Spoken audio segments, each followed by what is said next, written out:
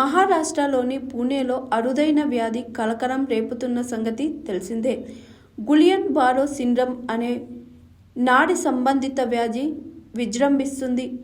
ఈ వ్యాధి బారిన పడుతున్న వారి సంఖ్య రోజురోజుకు పెరుగుతుంది. ఒక్క పూణేలోనే దాదాపు 73 మంది ఈ ప్రమాదకరమైన మెదడు వ్యాధి బారిన పడ్డారని సమాచారం. వీరిలో 47 మంది పురుషులు, 26 మంది స్త్రీలు ఉన్నారు.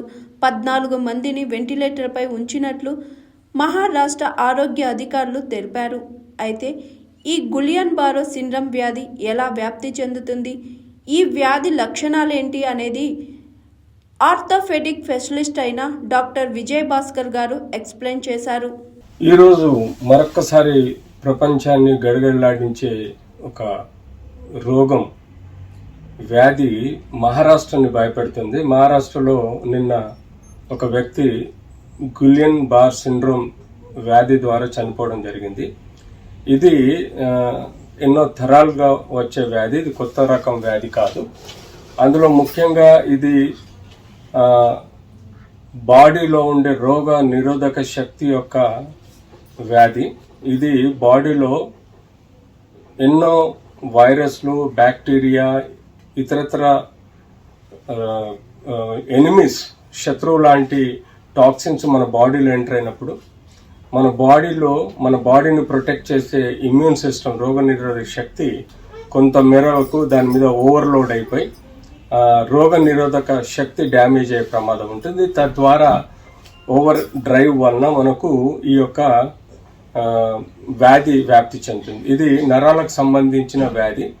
నరాలు క్రమేణా పాదాలు, చేతుల వేళ్ళ నరాలు ఏవైతే పెరిఫరల్ నర్వ్ ఉంటాయో ఆ పెరిఫరల్ నర్వ్ యొక్క షీత్ డ్యామేజ్ చేస్తుంది. తద్వారా ఇది అసెండింగ్ న్యూరలాజికల్ డిజీజ్ అంటాము. అంటే మనకు పారాపెరసిస్ నుంచి, అంటే నరాల వీక్నెస్ నుంచి మొదలెట్టి పెరాలసిస్ అంటే పక్షవాతం, అంటే ఊపిరితిత్తుల పక్షవాతం వరకు వచ్చేసి, ఊపిరితిత్తులో ఉండే కండరాల పక్షవాతం వరకు వచ్చేసి మనిషి వెంటిలేటర్ వరకు పోయి చనిపోయే ఆస్కారం ఉంటుంది. సో అలా ఈ రోగ నిరోధక శక్తి దెబ్బతింటం వల్ల ఈ యొక్క గిలియన్ బార్ సిండ్రోమ్ అనేది వస్తుంది. ఇనిషియల్గా మనకు జ్వరము, దగ్గు, తుమ్ముదులు, అలాగే కడుపులో నొప్పి, లూజ్ మోషన్స్, ఇలాంటి ఇనిషియల్ సమస్యలు ఏర్పడ్డా పాదాలలో తిమ్మిరి రావడం, పాదాలలో బలం తగ్గిపోవడం, పక్షవాతం లాగా పాదాల్లో వీక్నెస్ డెవలప్ అవడం, క్రమేణా కాళ్ళకు వ్యాప్తి చెందడం, కాళ్ళ నుంచి కడుపు నుంచి ఛాతీకి వచ్చినప్పుడు ఛాతీలో కండరాలు కూడా వీక్ అయిపోవడం, క్రమేణా కండరాల వీక్నెస్ రావడం, కండరాల బలం తగ్గిపోవడం, కండరాల బల్క్ తగ్గిపోవటం వలన కూడా మనకు దీనిలో సైన్స్ అండ్ సింప్టమ్స్ కనపడతాయి. సో ఇది యూజువల్గా కొన్ని రక్త పరీక్షలు చేయటం వలన కూడా బయటపడుతుంది. అంతేకాకుండా దీని యొక్క క్లినికల్ డిజీజ్ ప్రకారం మనకు తెలుస్తుంది. అంతేకాకుండా నర్వ్ కండక్షన్ టెస్ట్ చేయటం వలన కూడా మనము ఈ యొక్క వ్యాధిని కనుగొనగలుగుతాం.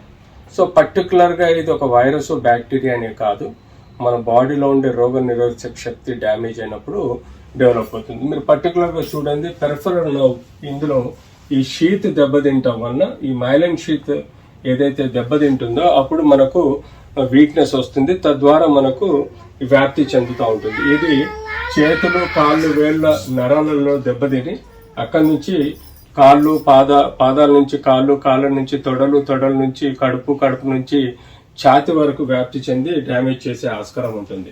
పర్టికులర్గా ఇలా మనం నర్వ్ కండక్షన్ టెస్ట్ చేసిన తర్వాత దీని యొక్క ప్రక్రియ మనకు తెలుస్తుంది. ఇది రోగ నిరోధక శక్తిలో మనం ఎప్పుడైతే బ్యాక్టీరియా, వైరస్ ద్వారా యాంటీజెన్, శత్రువు లాంటి యాంటీజెన్ మన బాడీలో ఎంటర్ అవుతుందో అక్కడ ఈ ఆటోమేటిక్గా యాంటీజెన్ ఈ బి సెల్స్ ని స్టిమ్యులేట్ చేయటం వల్ల ఈ యాంటీబాడీస్ ప్రొడ్యూస్ అయ్యి మనకు ఆ వ్యాధి నుంచి ప్రొటెక్షన్ ఉంటుంది. కానీ ఎక్కడైతే యాంటీబాడీ రియాక్షన్ ఓవర్ డ్రైవ్ అయినప్పుడు దీని యొక్క రోగ నిరోధక శక్తి డ్యామేజ్ అయిపోయి ఈ డ్యామేజ్ వల్ల ఈ నరాలు దెబ్బతింటాయి. దాన్ని క్యాంపిలోబాక్టర్ అంటాము. ఈ డ్యామేజ్ అవడం వల్ల మనకు నరాలు దెబ్బతింటాయి. సో ఇలా ఈ వ్యాప్తి మనకు పాదాలు, కాళ్ళు, తొడలో ఉండే కండరాలు వీక్ అయిపోవడం, సన్నబడ్డం, ఆ తర్వాత కడుపు, ఆ తర్వాత అంటే అబ్డోమెన్ ఏరియాలో, ఆ తర్వాత ఛాతిలో ఊపిరితిత్తుల కండరాలు ఎలాగైతే దెబ్బతింటాయో తదనంతరం ఊపిరి ఆగిపోవడం జరుగుతుంది. అప్పుడు మనం ఈ పేషెంట్ని బేసిక్గా లైన్ ఆఫ్ ట్రీట్మెంట్ ఇస్తూ వస్తూ ఉంటాము. ట్రీట్మెంట్ అంటే యూజువల్గా ఇందులో ఇచ్చే ట్రీట్మెంట్ ఏముంటుంది, మనం పర్టికులర్గా దగ్గు వచ్చినా తుమ్ము వచ్చినా బేసిక్గా ట్రీట్మెంట్ ఇస్తాం. అంతేకాకుండా మనం ఇమ్యూనోగ్లోబులిన్స్ కూడా, అంటే ఈ బాడీ ఇమ్యూన్ సిస్టమ్ దెబ్బతింటుంది కాబట్టి ఇమ్యూనోగ్లోబులిన్ కూడా మనం ట్రీట్మెంట్ ఇవ్వాల్సి వస్తుంది. సో క్రమేణా ఛాతీ కండరాలు దెబ్బతిన్నప్పుడు మనం ఇతన్ని వెంటిలేటర్లో పెట్టి వెంటిలేటర్ నుంచి కొన్ని సంవత్సరాలు నెలలు కూడా వెంటిలేటర్ మీద పెట్టాల్సి వస్తుంది. ఈ లోపల కొంతమంది మెటబాలిక్ డిరేంజ్మెంట్ అయి చనిపోయే ఆస్కారం ఉంటుంది. సో పర్టికులర్గా మనము ఈ గిలెన్-బార్ సిండ్రోమ్ అనేది ఎన్నో తరాలుగా చూస్తున్నాం. ఇందులో ముఖ్యంగా కండరాలు వీక్ అయిపోవడం చూడండి మీరు, కాళ్ళల్లో తిమ్మిలు రావడం, పారెస్థీషియా, హ్యాండ్స్ చేతులలో కాళ్ళల్లో పారెస్థీషియా రావడం, ఆ తర్వాత ఈ ఊపిరితిత్తుల కండరాలు ఎప్పుడైతే దెబ్బతి ఉంటాయో ఊపిరి కష్టంగా మారడం మనకు తెలుస్తుంది. సో ఎప్పుడైతే మనము ఈ వెంటిలేటర్ సపోర్ట్ అవసరం ఉంటుందో ఇలాంటి డ్యామేజ్ అయినప్పుడు వెంటిలేటర్ సపోర్ట్ తీసుకొని కొన్నాళ్ళు మనం చూడాలి. సో ఇలా ఈ కేసెస్లలో మనం ఎక్కువగా ఇన్ఫెక్షన్ సచ్ యాజ్ మనకు ఎప్పుడైతే ఈ పర్సన్ పారెస్థీషియా పోతాడో ఇన్ఫెక్షన్స్ స్ప్రెడ్ అయ్యే ప్రమాదం ఉంటుంది. ఇది మనకు అక్యూట్ రెస్పిరేటరీ ఇన్ఫ్లమేటరీ డీమైలింగ్ పాలిన్యూరోపతి, అంటే మనకు ఈ ఇన్ఫ్లమేషన్, ఈ రోగ నిరోధక శక్తి డ్యామేజ్ ఉండటం వల్ల ఇన్ఫ్లమేషన్ అన్నది ఈ మైలిన్ షీత్ కు జరగటం వల్ల అక్కడ ఇన్ఫ్లమేషన్ డెవలప్ అయి ఆ నరాలు దెబ్బతింటాయి యూజువల్ గా. సో డయాబెటీస్ కు దీనికి చాలా తేడా ఉంటుందండి. డయాబెటీస్ అనేది ఎక్కువ కాలం కాళ్ళల్లో చేతులలో ఉంటది, అసెండింగ్ జరగదు. హాయ్ ఎవ్రీవన్, నేను మీ Pavani. Please like, share and subscribe GRTV. Hi, I'm Jyoti Singh. Please like and subscribe GRTV channel.